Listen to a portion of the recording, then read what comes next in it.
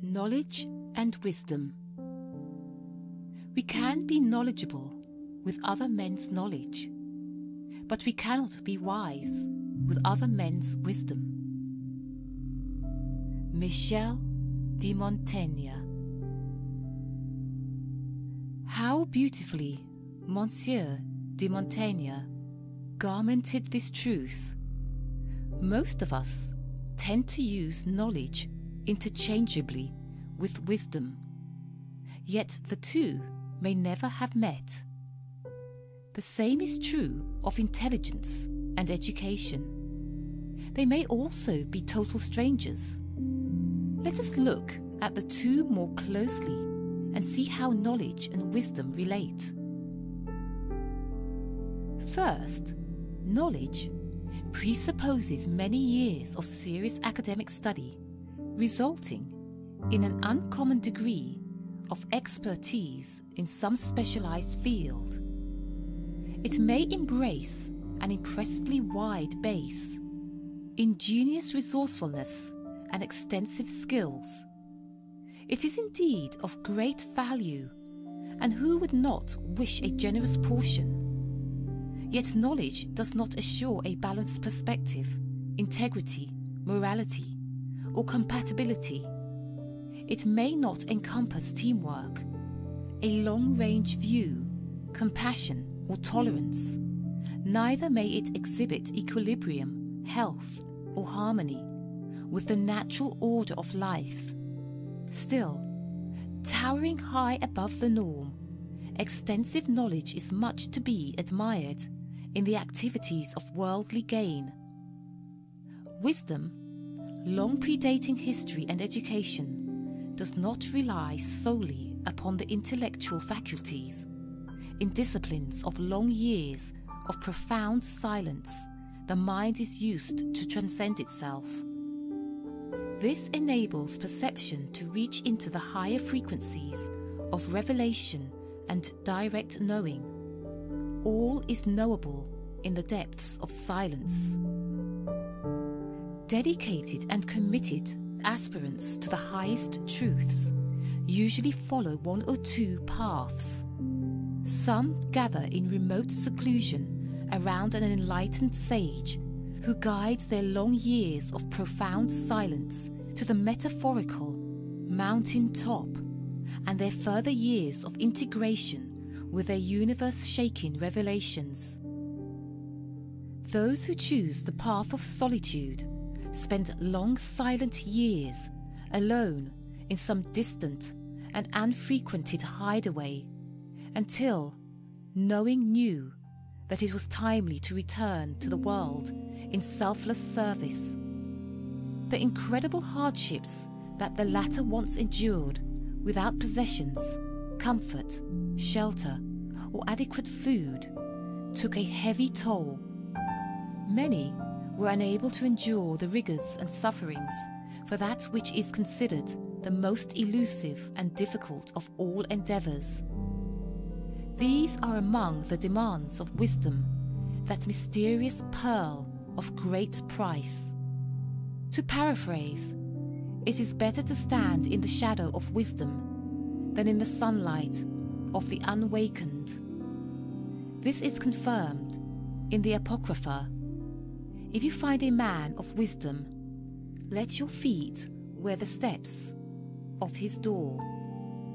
With some insight into its depths and the almost insurmountable hardships of its attainment, it is not surprising that wisdom is exalted above knowledge as that of a higher order. According to some of the biblical sages, it was considered the most precious of any possible achievement to be desired, more than any possession. With all thy getting, get wisdom and get insight.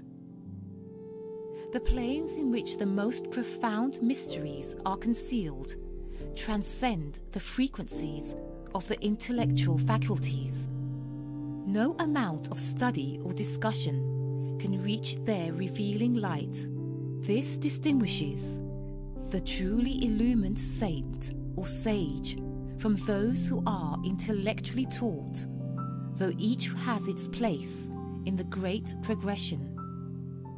In viewing the distinction between knowledge and wisdom, it could be rightly said that the former concerns itself with the laws, processes, functions, and progress pertaining to the so-called physical dimension of manifest existence.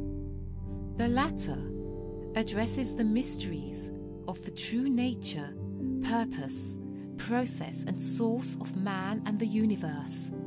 In particular, the path of wisdom is directed toward the nature of the source from which all existence derives.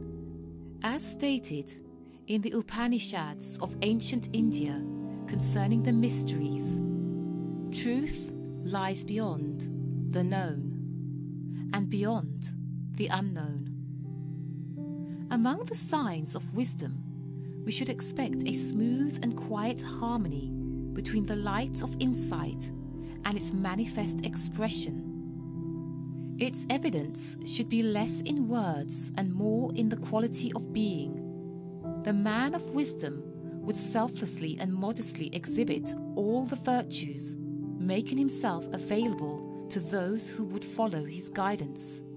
He would be exemplary in all his conduct, treating everyone and all living things with kindness and respect. He would have no possessions beyond perhaps his simple clothing. He would accept neither money nor gifts other than a token flower, a piece of fruit, or possibly some handmade gift of love, such as a warm shawl or a cushion for his comfort. There would not be a trace of ego or arrogance, of jealousy or envy. His single purpose is the well-being and advancement of his followers towards the light.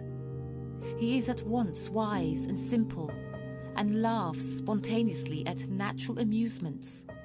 He sees beauty, poetry, and the dance of life beyond the faculty of sight. He hears the music of the universe beyond the sense of sound. He experiences oneness with all manifest existence beyond any human faculty. Though there might be no visible display, he would be not only loving, but love itself. Lao Tzu, one of the greatest examples of wisdom, refined into simplicity, said, "By some, he was considered to be a simpleton, which was in fact his only merit." Having walked together through this brief glimpse of knowledge and wisdom, I leave it to you, dear friend, to discern the significance between the two. Here the heart may give a useful lesson to the head, and learning, wiser grow without his books.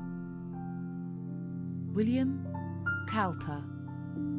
End of this chapter.